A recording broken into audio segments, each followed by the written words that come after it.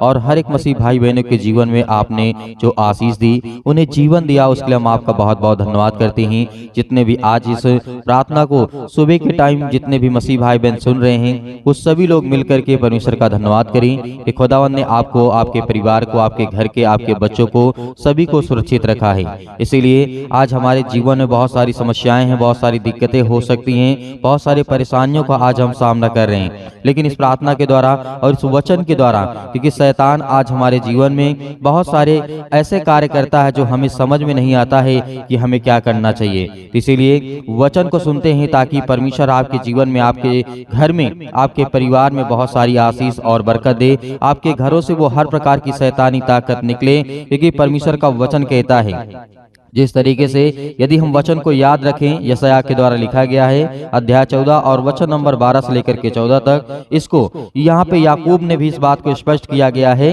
कि परंतु प्रत्येक व्यक्ति अपनी ही अभिलाषा में खिंच करके फंस कर परीक्षा में पड़ता है।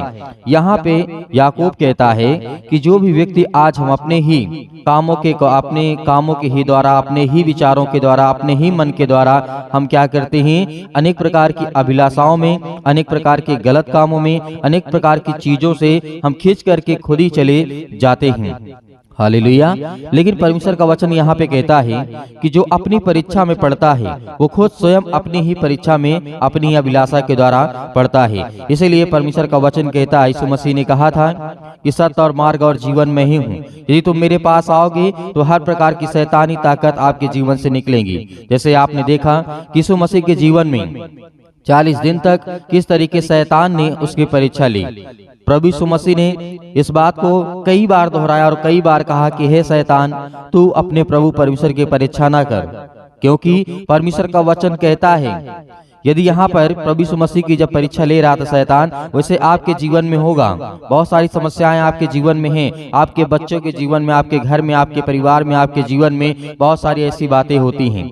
लेकिन शैतान कैसा है ये भी बात याद रखिएगा, जिस तरीके रोमियो पुस्तक का अध्याय 1 और 29 में लिखा हुआ है, अधर्म दुष्ट क्या होता है, जो शैतान है वो अधर्म है, वो धर्मी नहीं है जैसे हमारा परमेश्वर है। जिस तरीके परमेश्वर ने कहा आदम और हवा को किस तरीके से कहा कि उन्होंने आदम से कहा कि हे आदम, तू किसी प्रकार का पाप मत करना, लेकिन आदम ने क्या परमेश्वर की आज्ञा का पालन किया? नहीं किया।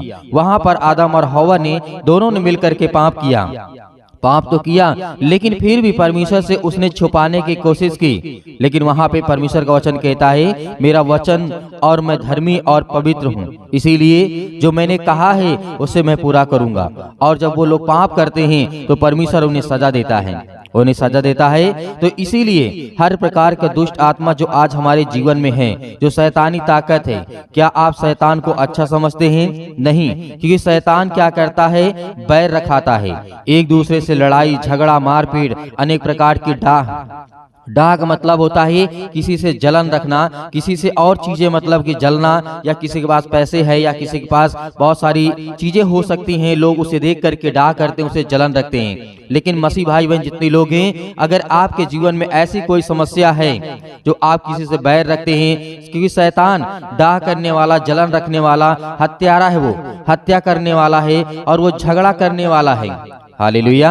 और वो छल करने वाला है। इस बात को हमें याद रखना है, क्योंकि परमेश्वर ने कहा था शैतान आपको हर तरीके से फंसाने की कोशिश करेगा, आपके बच्चों को हर तरीके से तोड़ने की कोशिश करेगा, आपके जीवन में, आपके घरों में अनेक प्रकार की बीमारियां, अनेक प्रकार की समस्याएं, अनेक प्रकार के दुख आपके जीवन में लाने की कोशिश करेगा। वो किसी न किसी माध्यम से आपको, हो सकता है किसी से लड़ाई करवा दे, झगड़ा करवा दे, या अनेक प्रकार की बातें हों, या छल करना आपके बच्चों के जीवन में, बहुत सारी बातें यहाँ पे परमेश्वर ने कहा है।